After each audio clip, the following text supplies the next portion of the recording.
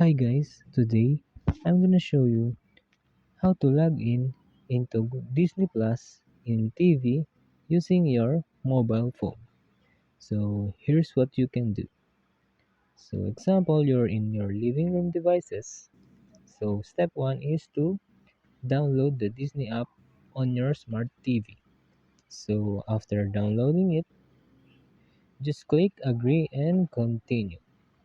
So in here they will ask of your personal information like email or mobile number, and after that, step 3 is to choose to log in with a QR code or phone number. So there's an option where you can log in using QR code and phone number, and after doing that, they will send a OTP or one time password.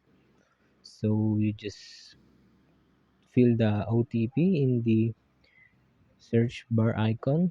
So step 4 is to use your phone. It says where you are already logged into Disney Plus to scan the QR code on the TV. So you need to open your smart TV and then your phone at the same time, and it says that your phone should already log in into Disney Plus.